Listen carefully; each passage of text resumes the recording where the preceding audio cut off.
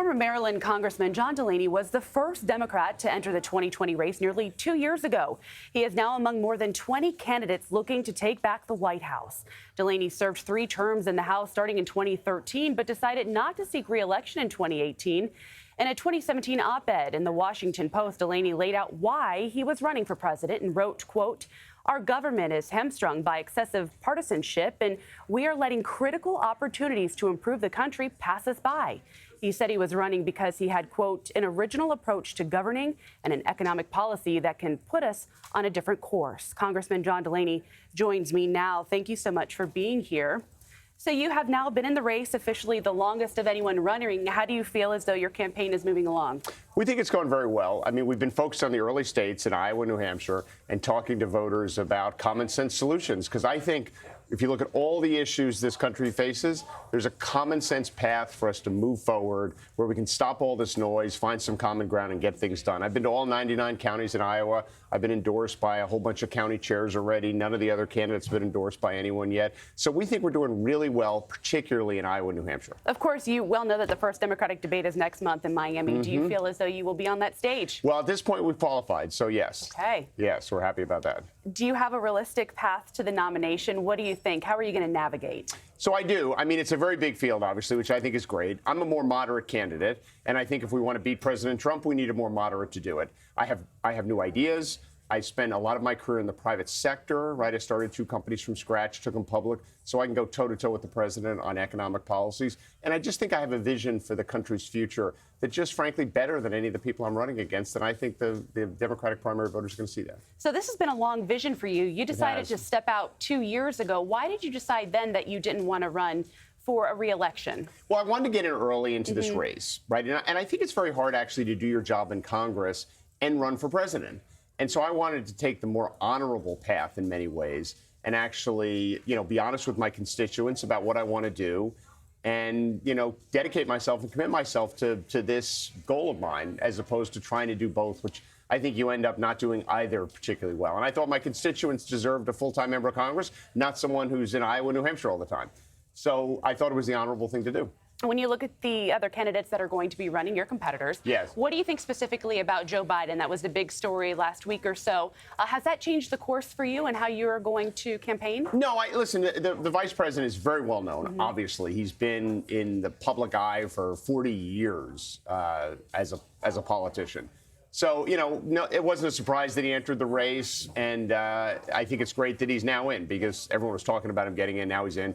And then we can get back to kind of the battle of ideas. And I really think the party wants some new faces and new ideas moving forward.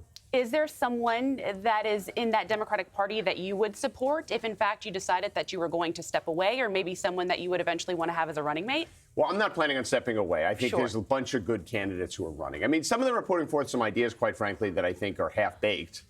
And I don't think that's going to help us as a party, right, if we run on some things that don't make any sense.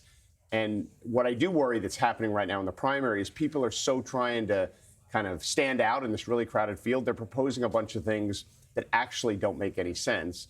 So aside from that, give me an example of something for you that you think doesn't make sense. Well, for example, this Medicare for All proposal that has been introduced in the Senate that a lot of my opponents are running against. It's actually bad policy. I mean, it sounds good, but it's bad policy. We should have universal health care in this country, absolutely. But putting forth a plan that gets rid of private insurance, it just doesn't make any sense. So it's things like that, like, free 4-year college. I want to make college more affordable. But I think most Americans understand that we can't afford free 4-year college for everyone, nor is it the right thing to do. Not everyone should go to college. There's a lot of terrific careers and jobs people can get if they get certain career and technical training, and it's not the right thing for everyone. So we should absolutely make college more affordable. We should absolutely make community college free. We should lower the rates on student loans. But I don't think most Americans believe this notion of everything being free is actually something that makes sense for the country across the long term. You talk a lot about technology as well and job creation. How do you feel as though you can marry both and actually have more jobs created embracing technology? Well, again, it's the entrepreneur in me. I'm really the only entrepreneur running, and I've started 2 businesses. And I think technology is extraordinary. I mean, the innovation that we've seen across the last several decades has improved our lives in so many ways, and it'll continue to do that. but we have to appreciate the fact that not all Americans have benefited from that. So we have to make sure a lot of this innovation is located broadly around our country, not just in 4 or 5 cities. And we have to make sure that our citizens have the skills that they need. I mean, look around this room and look at all the technology that's empowering journalism today. I mean, you need real skills to be able to be successful in these jobs. And I want to ask you a little bit about the Muller Report as well. What do you make of the escalating standoff as we follow the House Democrats and the Attorney General? Where do you stand on this issue? Well, I think Mr. Mueller should testify. You do? Yeah, I do. I mean, I think that would, this is obviously a huge issue. It's been tearing the country apart. It's been divisive. It's gone on for a couple of years. He submitted his report. There was a lot of conflict between how the Attorney General described his report and what a lot of us saw in the report. So I just think the obvious thing to do is to have Mr. Mueller testify. Do you feel as though the full unredacted version should be released of the report? I don't think national security kind of vulnerabilities should be released to the public. I do think certain members of Congress should be able to see an unredacted report. But I don't think a report that discloses kind of security kind of issues for the country, to the extent those have been redacted, I don't think the American people should see information that could put a human being who works for the CIA at risk, for example. I mean, I think that's a terrible idea. But what I do think is certain members of Congress in a secure setting, because I've been there, right, we should have an opportunity to see those things.